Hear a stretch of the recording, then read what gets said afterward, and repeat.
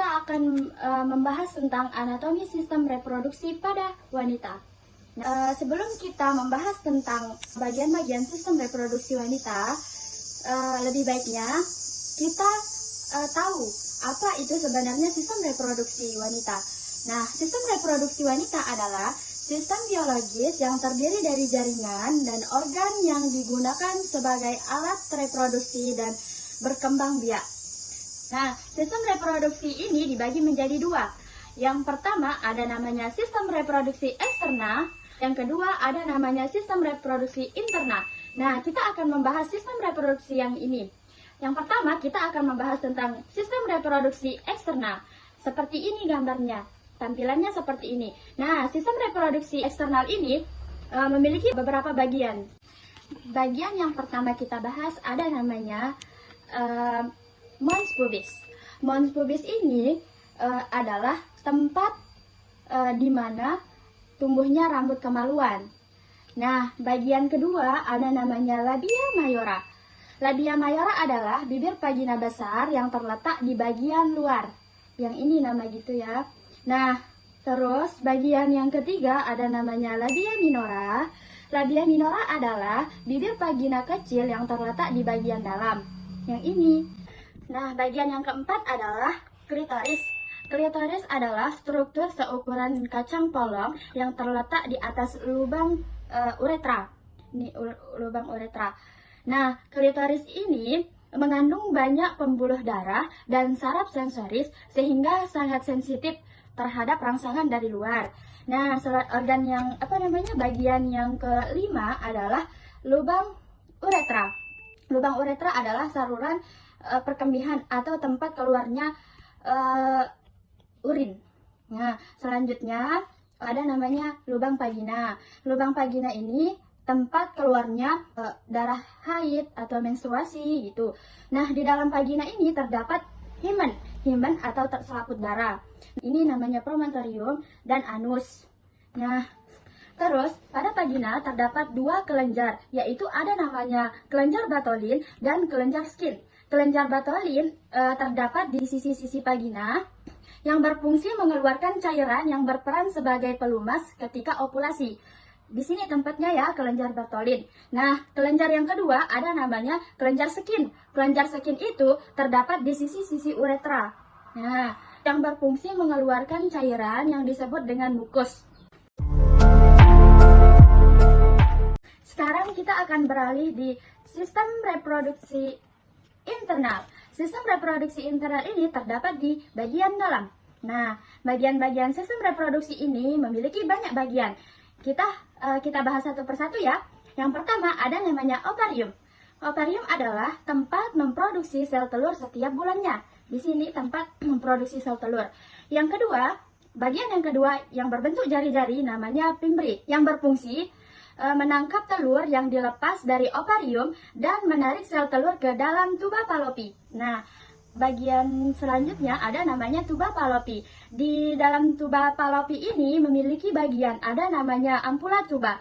Nah, ampula tuba itu yang berfungsi untuk tempat bertemunya sel telur dan sel sperma di sini. Nah, selanjutnya kita membahas tentang uterus. Uterus ini dibagi menjadi tiga bagian. Bagian yang pertama, yang paling atas namanya adalah fundus uteri. Bagian ini namanya fundus uteri, dan yang di bagian tengah namanya corpus uteri, dan di bagian paling bawah namanya cervix uteri. Uterus juga terdiri dari tiga lapisan.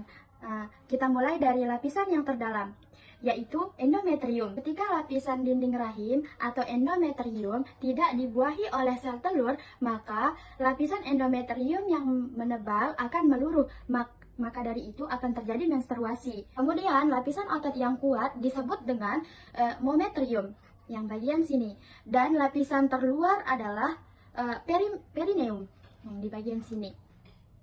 Nah, yang ke bagian selanjutnya ada namanya vagina. Ini vagina yang ini ya. Nah, vagina ini sebagai tempat ejakulasi, jalan keluar darah menstruasi, dan keluarnya bayi. Nah, selanjutnya kita akan membahas tentang muskulus. Muskulus ini memiliki banyak bagian. Bagian yang pertama ada namanya musculus levator ani di bagian sini. Selanjutnya di bagian sini ada namanya musculus spinator ani externum yang di bagian sini. Nah, yang di bagian sini namanya musculus gluteus maximum. Di bagian vagina ini ada namanya musculus bulbus venosus. Nah, di bagian sini ada namanya musculus coccygeus. Selanjutnya kita akan membahas tentang bentuk-bentuk panggul manusia. Nah, bentuk-bentuk panggul manusia ini memiliki 4 bentuk. Ada namanya glikoid, yang kedua ada namanya android, yang ketiga ada namanya anthropoid, yang keempat ada namanya platyploid. Ini gambarnya. Kita akan membahas tentang gynikoid. Gynikoid ini hampir menyerupai lingkaran. Dengan ciri-cirinya adalah spina isiadikanya tumpul dan tidak menonjol. Arkus pubisnya berbentuk bulat. Dan panggul gynikoid ini terdapat sekitar 41% wanita. Dan selanjutnya kita akan membahas tentang android. Android ini hampir menyerupai hati yang berciri-ciri spina isiadikanya menonjol dan os sakrumnya lurus dan tidak melengkung. Bentuk panggul ini terdapat hampir 33% pria. Selanjutnya kita akan membahas tentang anthropoid. Nah, anthropoid ini hampir menyerupai segitiga dengan ciri-ciri spina isiadika tidak menonjol. Bentuk ini lebih banyak ditemukan pada pria. Nah, bentuk yang selanjutnya, yang keempat, adalah platyploid. Platyploid ini hampir menyerupai bentuk oval. Ini jarang banget ditemukan pada pria maupun wanita. Selanjutnya kita akan membahas tentang tulang panggul. Nah, tulang panggul ini terdiri dari bagian keras dan bagian lunak. Bagian keras itu terdiri dari tulang, sedangkan bagian lunak itu terdiri dari otot-otot dan ligamentum. Sekarang kita akan membahas tentang panggul keras ya. Panggul keras ini dibagi menjadi 2 bagian. Yang pertama ada yang pelvis mayor. Pelvis mayor ini adalah yang lebar, yang di sini. Dan fungsinya untuk mendukung organ pada perut. Nah, dari linea terminalis ke atas itu namanya pelvis mayor. Nah, dari linea terminalis ke bawah namanya pelvis minor, yang berfungsi sebagai wadah alat-alat kandungan yang menentukan jalan lahir. Nah, selanjutnya kita akan membahas tentang ini, panggul besar. Panggul besar ini pada dasarnya dibagi menjadi 4 tulang. Yang pertama, 2 buah tulang koksai. Yang kedua, 1 buah tulang coccygeus dan 1 buah tulang sakrum.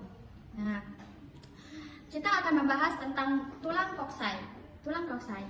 Nah, tulang koksai ini memiliki 3 buah tulang yang bersatu. Nah, sebagai pembatasnya adalah acetabulum. Di sini namanya acetabulum. Acetabulum ke atas namanya ilium, sedangkan acetabulum ke bawah namanya ischium, dan acetabulum ke depan namanya pubis. Nah, selanjutnya kita beralih ke tulang ilium. Nah, tulang ilium ini memiliki tulang penebalan crista iliaca. Nah, di bagian ilium ini terdapat tonjolan pada bagian depan dan bagian belakang.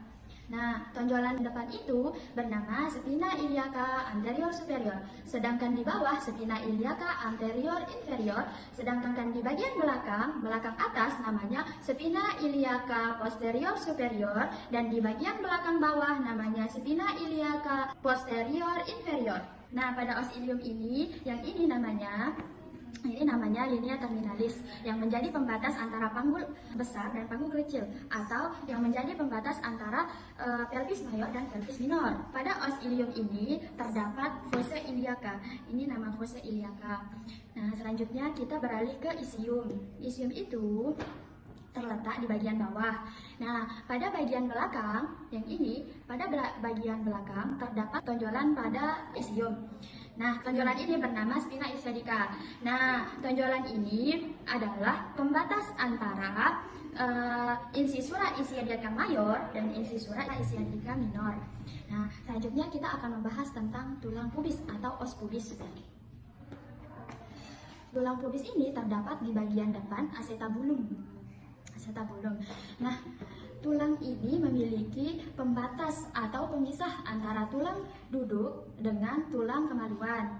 Nah, yaitu foramen obturatum. Yang ini namanya foramen obturatum.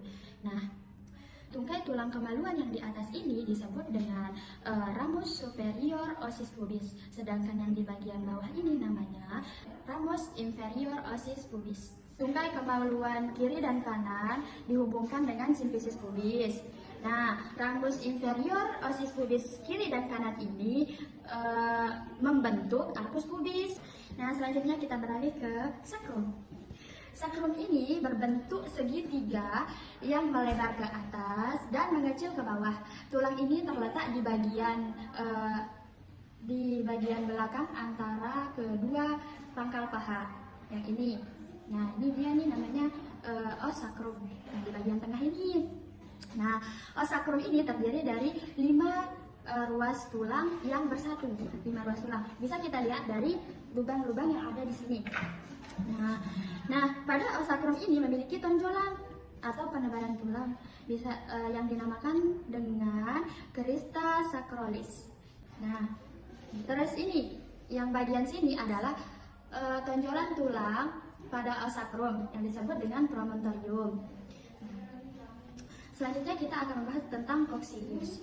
Coccygeus ini terdiri dari 3-5 ruas tulang yang bersatu. Nah, tulang ini bisa terdorong sampai 1-2 cm ke belakang pada saat persalinan. Nah, terus dari promontorium ke pangkal atas simfisis pubis namanya conjugata pera. Sedangkan dari promontorium ke pangkal bawah simfisis pubis namanya conjugata anatomicum. Selanjutnya kita akan membahas tentang artikulasi atau persendian.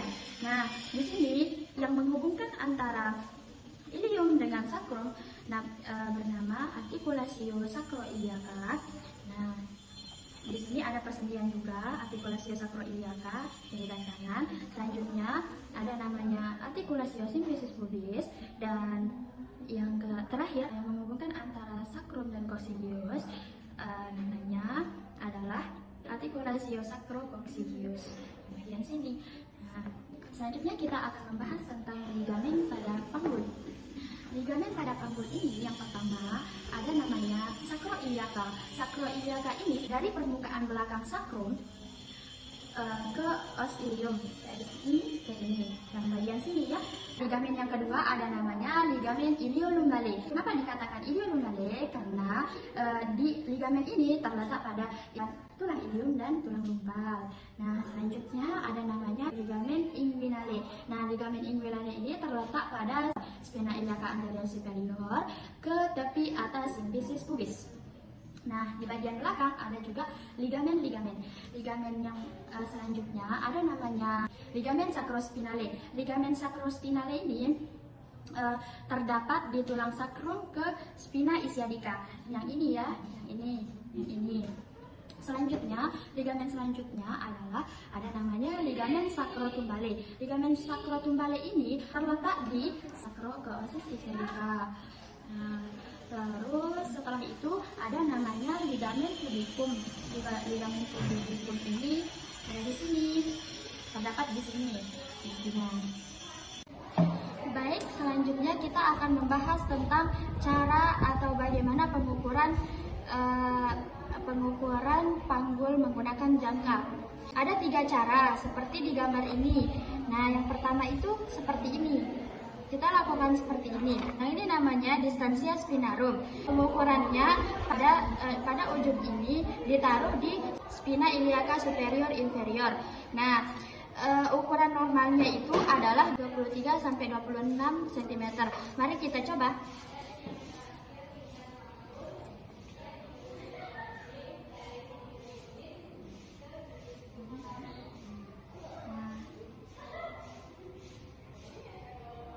Seperti ini ya, seperti ini. Nah, yang kedua kita kita lakukan seperti ini. Namanya adalah distansia spinarum. Nah, cara pengukurannya, ujung jangka ini ditaruh pada crista iliaca. Nah, ukuran normalnya adalah 26 sampai 29 cm. Kita coba caranya.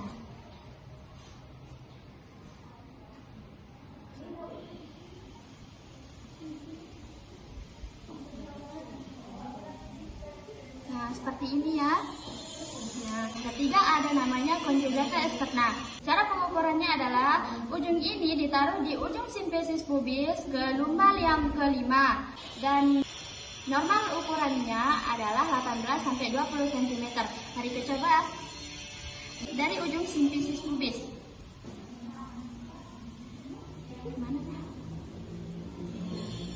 Dari ujung simpesis pubis sampai ke lumbal kelima. Nah, seperti ini. Nah, 20 cm ya, seperti ini ya. Selanjutnya kita akan mengukur lingkar pada panggul dengan cara menggunakan metlin. Nah, normal lingkar panggul adalah 80 sampai 90 cm. Ayo kita coba untuk mengukurnya ya. Dari simpesis pubis baru ke crista iliaca, melingkar,